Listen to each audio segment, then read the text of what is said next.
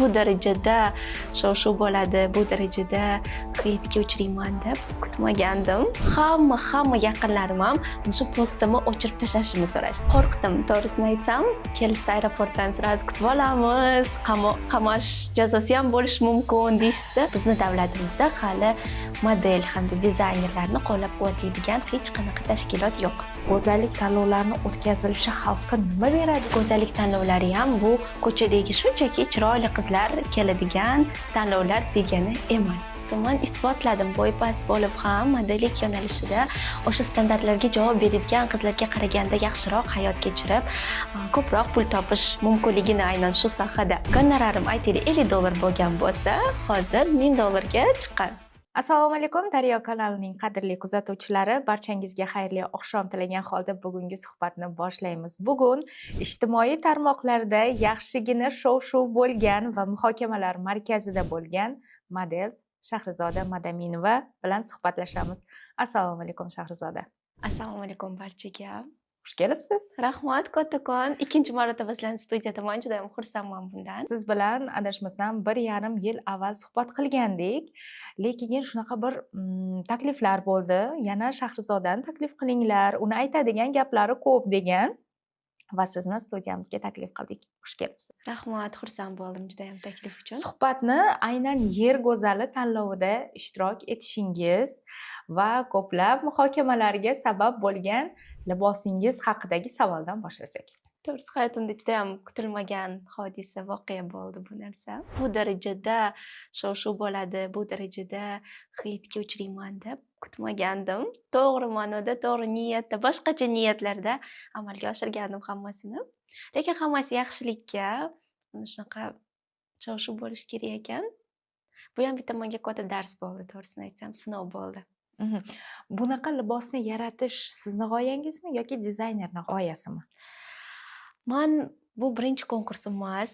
Undan oldingi konkurslarimga qatnashganimda boshqa davlat vakillarini mana shunday liboslarda, ya'ni o'zini davlatini, milliy ramzlarini libos sifatida modellar ko'rsatganini ko'rgandim va yuragimga shunaqa o'ylab qo'ygandim. Qachondir sanam o'z davlatingni, bayrog'ini, humo oqishini libos tarzida ko'rsatasan butun dunyoga deb niyat qilib qo'ygandim va mana shu Yer go'zali dunyo bo'yicha top 4talik konkurslardan biri, mana shu konkursga olib chiqishga qaror qildim. To'g'risini aytsam, bir hafta qolganda boshqa ishlarim bilan yurib, umuman vaqt ajrata olmayotgandim bu konkursimga va bir hafta qolganda dizayner atelyesiga bordim-da, "Opa, qarang, shunaqa qilsak zo'r bo'lardi, lekin bunisiga ulgurmadim. Balki keyingi namoyishlarga qilib chiqaman. Hozircha mana shu boshqa milliy libosimda chiqib qo'ya qolay" dedim-da. Ular, "Yo, to'xtang, Shahrizoda, nimaga men sizga qilib beraman, shunaqa zo'r ideya ekan" deb menga shuni oq listlarini berdilar, "Chizib bering, xayolingizdagi narsani menga" dedilar. Men humo oqishimiz ikkita tarafimga pat sifatida va boshimga humo oqishimizni boshini va libosimni mana shu tarzda bayroq sifatida chizib berdim. Bir haftaning ichida ular juda ham chiroyli qilib hammasini tikib berishdi va dizaynerdan bu ko'ylakni olib ketayotganimda, "Opajon, hali ko'rasiz, xudo xolisa, bu libos bilan bizni prezident taqdirlaydi. Shu libosni olib chiqqanim uchun sahnaga degan niyatda ketganman-da." Lekin bizning qonunimizda ozgina boshqacha, boshqa davlatlarga nisbatan bunaqa narsa mumkin emas ekan. Kech bildingiz buni? Buni yoshlik qildimmi, bilmadim, lekin qonunlarimizga juda ham yaxshi qarab o'qib yuraman yoshligimdan beri. Aynan bunaqa moddasi borligini bilmagandim. Va shunaqa narsa bo'ldiki, ko'p mana ijtimoiy tarmoqlarda muhokama etilganda bu qizni jazolash kerak, jarimaga tortish kerak, tegishli tashkilotlar qayerga qarayapti degan fikrlar ham bo'ldi. Qonuniy chora qanday ko'rildi sizga? Men u yerda turganimda rostdan ham 2 kun judayam stressga tushib qoldim. Sababi ota-onam telefon qilishni boshladi. Opoqiyning davleniyalari ko'tarilyapti deb oyimlar har xil gaplarni gapirishni boshladi. Hamma yaqinlarim ham shu postimni o'chirib tashlashimni so'rashdi. Lekin men yoshligimdan tabiatdan shunaqa qizmanki, nimadir qildimmi, meni o'zimning fikrim boshqalarniki muhim emas va o'chirmadim baribir ham bu postni. Nechta odam so'ragan bo'lsa ham, qancha yomon kommentlar kelgan bo'lsa ham, bilmadim, o'chirgim kelmadi. Lekin 2 kun shu stressda yurdim. Odamlarning gapi ham boshqacha yomon ta'sir qildi. Qo'rqdim, to'g'risini aytsam. Sababi menejerlarimizga telefon qilishgan, o'zlarini davlat organlaridan deb tanishtirishgan, lekin unaqa bo'lib chiqmadi oxirida baribir. Shunaqa tanishtirib, kelishsa aeroportdan sразу kutib olamiz, qamash jazosi ham bo'lishi mumkin deyishdi. Shuning uchun men juda ham qo'rqib, 2 kun stressda yurdim. Даже repetitsiyalar qilyapmizda, raqslarga tushyapmiz. U yoqda finalga tayyorgarlik ko'rib, men o'zimni yo'qotib qo'yurdimda, ko'zimga o'zidan o'zi yosh kelib chiqib ketdim tashqariga ko'p marotaba va organizatorlar уже boshqacha qarashni boshlashdi. E'tiborlariga tushib qoldim shu masala bo'yicha va so'rashdi kelib. Nima bo'lyapti, nimaga unaqa qilyapsan deyishganda aytib berdim bu narsalarni va ular ham ko'rgan ekan. Ya'ni ularga ham ko'rinadi, hamma narsa yetib keladi. Boshqa saytligi narsalar ham, ya'ni qaysi davlatni vakili qanaqa talqin qilyapti o'z ishtirokchisini. Ular ham podдержкада turishdi, to'g'risini aytsam. Lekin qaytib kelganimdan keyin meni kechirishdimi bilmadim, hech qanaqa, xudoga shukr, yomon tergovlar, sud, unaqa narsalar bo'lmadi, xudoga shukr. Qanday xulosa oldingiz o'zingizga? Men o'ylaymanki, yuristlar bilan ham, advokatlar bilan ham maslahatlashdim. To'g'risini aytsam, bu ko'ylik haqida o'sha qo'rqib o'tirgan paytim, ular ham aytishi bo'yicha, siz yomon, noto'g'ri ish qilmagansiz va ko'chada kiyib yurmagansiz bu kiyimni.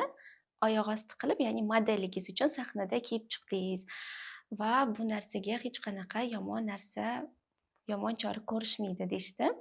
Shuning uchun tushunib yetgan narsam, ya'ni ko'chada shunaqa oyoq osti qilish haqiqatdan ham mumkin emas ekan, lekin men shu model bo'lib sahnada kiyib chiqqanim uchun, ya'ni xalqaro konkursda har bir davlat o'zini vakilini namoyish qilayotgani uchun, menimcha shu uchun indashmadim. Davlat ramzlari qaysidir ma'noda davlat yuzi va bunga ehtiyotkorlik bilan munosabatda bo'lish kerak. Nima bo'lgan taqdirda ham, to'g'ri? Xo'p, yer go'zali, bilmadim, balki kuzatuvchilarimiz bilishmas, o'sha yuqorida o'zingiz ham aytib o'tdingiz, dunyoning 4 ta eng nufuzli go'zallik tanlovlaridan biri hisoblanadi. Buni darajasi nihoyatda yuqori va faxrlanarlisi, Shahrizoda unda birinchi marta o'zbek qizi sifatida ishtirok etdi. Bundan avval bizda hech bir ishtirokchi u yerda qatnashmagan. To'g'ri, qanaqadir yaxshi natijalar bo'lgani yo'q, qaysidir ma'noda, chunki birinchisi baribir tajriba bo'ladi. Umuman mana shu tanlovda ishtirok etishingiz, u yerdagi ishtirokchi qizlardan nimalarni o'rganganingiz men uchun juda ham qiziq. Menimcha bu tomoshabinlarga ham juda ham qiziq. To'g'ri, yer go'zali tarixda hech qaysi bir o'zbek qizimiz qatnashmagan va dunyo bo'yicha top 4 talik go'zallik tanlovlariga kiradi. Aynan bu tanlovga qatnashishimiz sababi ham shu. O'zbekiston nomidan kimdir shu tanlovga ham qatnashgan bo'lsin, o'zimizni ko'rsataylik degan maqsadda birinchilardan bo'lib chiqdim va final kuni natijamiz hech qanaqa o'rin bo'lmadi, nominatsiya ham bo'lmadi. O'zi 100 ga yaqin qizlar kelgan bo'lsa, faqatgina top 4 talik qizlar belgilangan u yerda. Ya'ni qolgan o'sha 96 ta qizlar, ishtirokchilar hech qanday nominatsiyasiz uyiga qaytishadi. Har bir qiz juda ham go'zal edi, har bir qiz iste'dodli, iqtidorli, aqlli qiz edi, lekin bu baribir tanlov, eng munosiblari, hammadan zo'rlari baribir yutib chiqadi. Yutmaganimiz sababi men hali tajribam yetmadi desam bo'ladi, yoki-da har xil buni yo'nalishlari bor. Masalan, o'sha yutgan qizlarni ko'rganingizda 2 hafta davomida ularni davlatlardan har xil yangilik saytlarida, televideniyalarida e'lonlar berib, mana shu konkursni yana ham tanitishga sababchi bo'lishgan. Bizni davlatlarimizda hali, ya'ni Osiyo davlatlarida, O'rta Osiyo davlatlarida bu narsaga unchalik ahamiyat berishmaydi. Bu yo'nalishlarga, ya'ni go'zallik tanlovlariga, modellik yo'nalishlariga xalq ham tushunmaydi, davlat organlari ham alohida bir tashkilotlar yaratib ahamiyat qaratishmagan. Nasib, xudo xohlasa, kelajakda bor kuchimiz bilan hozir harakat qilyapmiz. Keyingi ishtirokchilarimiz qatnashganda mana shu davlat organlarimiz bilan birgalikda ularni qo'llab-quvvatlaymiz.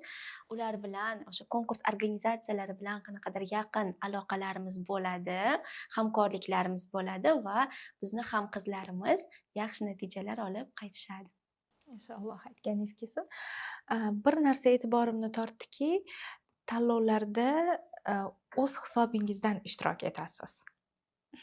Shunaqa. Har bir qiz aslida bizni O'zbekistonda qatnashayotgan go'zallik tanloviga qizlar o'z hisobidan qatnashishadi. Hattoki dizaynerlar desak ham bo'ladi. Ya'ni bizni davlatimizda hali model hamda dizaynerlarni qo'llab-quvvatlaydigan hech qanaqa tashkilot yo'q. Dizaynerlarga bor, lekin aynan modellik yo'nalishida go'zallik tanlovlarida qo'llab-quvvatlaydigan tashkilotlar yo'q.